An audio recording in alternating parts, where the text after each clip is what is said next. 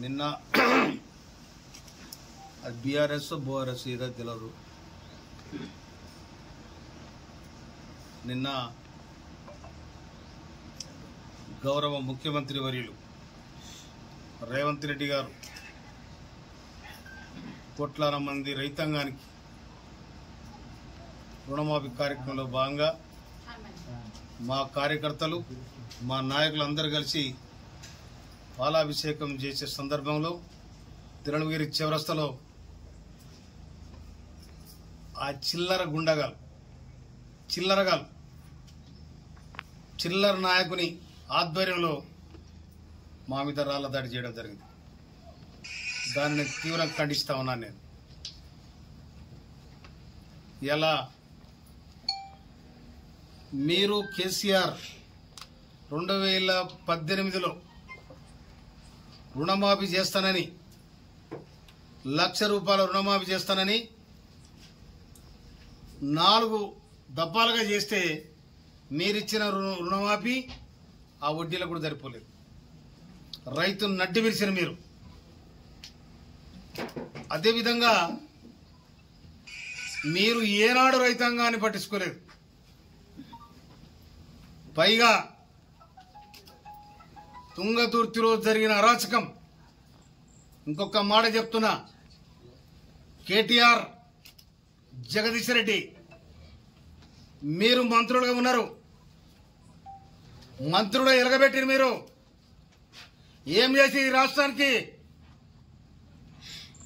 తెలంగాణ ప్రత్యేక రాష్ట్రం గవర్నమెంట్ ఏర్పడక ముందు మీ ఆస్తులెంత, ఇవాళ మీ ఆస్తులెంత?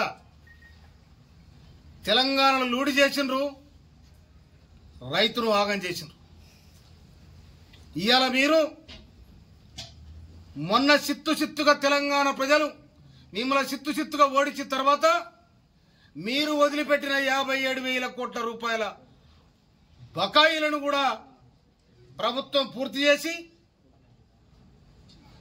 31,00,000 కోట్ల 31,000 కోట్ల ఇలా రైతులకు రుణమాఫీ చేయడానికి ప్రభుత్వం సిద్ధమైంది. ఒక్క ఈ తుంగతుర్తి నియోజకవర్గానికి 401,68,59,000 అంతేనా? 1,69,970 రూపాయలు మాపైంది. ఒక్క తుంగతుర్తి నియోజకవర్గానికి 35,000 మంది రైతాంగానికి ఈ లోన్ అందుబాటులోకి వచ్చింది. అందరూ కూడా సంతోషంగా ఉన్నారు. మీరు దుఃఖంలో ఉన్నారు. ఇలా ప్రభుత్వం ఏం చెప్పింది? ఏదైనా సాంకేతిక పరమైన సమస్యలు ఉంటే రైతాంగానికి మేము ఇన్ఛార్జిగా ఏఈఓను పెట్టాం. మీ అవసరం కూడా కలెక్టర్ పెట్టండి, దరఖాస్తు పెట్టండి. ఏఈఓ గారికి పూర్తి బాధ్యత ఇవ్వడం జరిగింది. లేకపోతే ఏఓ గారికి చెప్పండి, దరఖాస్తు పెట్టగాని మీకు చెప్తే అటు ముఖ్యమంత్రి వర్యులు, ఇక్కడ గౌరవ నీటిపారుదల శాఖ మాత్యులు, వ్యవసాయ శాఖ మాత్యులు అందరు కూడా మీకు ఎలాంటి ప్రాబ్లం లేదు. ఒక్క రైతుకు కూడా రుణమాఫీ ఆపేది లేదు. ఏదైనా సాంకేతిక పరమైన సమస్యలు ఉంటే, రేషన్ కార్డు సమస్య ఉండని, బ్యాంకుల సమస్య ఉండని, ఏదైనా ఉంటే మీరు ఖచ్చితంగా దరఖాస్తు పెట్టుకోమని చెప్పి 10 రోజుల టైం ఇచ్చారు. 10 రోజుల టైం ఇస్తే మీరు చేసింది ఏంటిది? ధర్నాలు చేస్తారా? దరఖాస్తు పెట్టబట్టే ధర్నాలు చేసి ఎవరి మీద దాడి చేస్తారు మీరు? సిగ్గులతో ఉండాలి. కేటీఆర్కి ఏమన్నా ఉంటే, కేటీఆర్ నువ్వు కూడా ఒక మంత్రివా? మంత్రివర్గం చేసినవా? మంత్రి పదవి చేసినవా? తెలంగాణ ప్రజల ఉసురు మంచుకున్నారు మీరు. జగదీష్ రెడ్డి నువ్వు ఏ వెలుగ పెట్టావు చెప్పు? నియోజకవర్గానికి ఏ వెలుగ పెట్టావు? ఏం చేసినావు? ఇవాళ నువ్వు ఇక్కడ ఉన్న ఎమ్మెల్యే, మాజీ ఎమ్మెల్యే మీరిద్దరు కలిసి ఇసుక దోపిడీ చేసిన మొత్తం సిరగుడి కాడ మహిళలు అడ్డం పడితే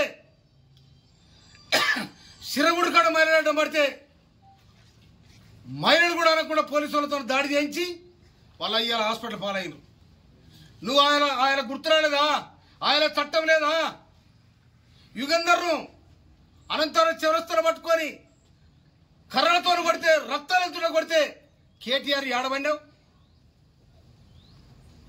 ఇవాళ యూనివర్సిటీ స్టూడెంట్ పాల్వాయి నాగేశ్ మీద ఇవాళ పస్తాల కాడ అదే మహిళ లేకపోతే వాడిని మర్డర్ చేయాలని ప్రయత్నం చేశారు. ఇవాళ వెలుగు ఇంజనీర్ ఎవరు చంపాడు? పనిగిరాలని ఎవరు చంపాడు?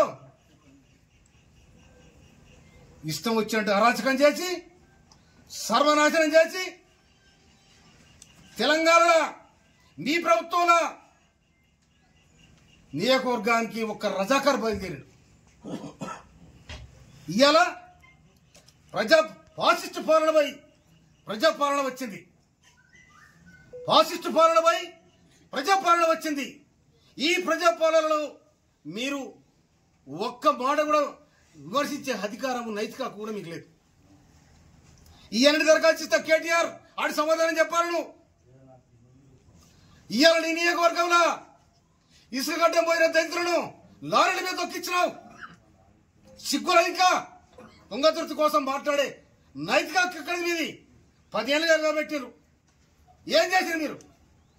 ఇవాళ 8 నెలలుగా వచ్చి 8 నెలల అయ్యా కోట్లాల మంది, లక్షలాది మందికి ఉపయోగపడే ఇవాళ కాలేజ్ తెచ్చినాము, దాన్ని ప్రమాదంగా పట్టించినాం. మీరేం చేసి మొత్తం రోడ్ల మీద కంకర కుప్పలు తేలినాయి.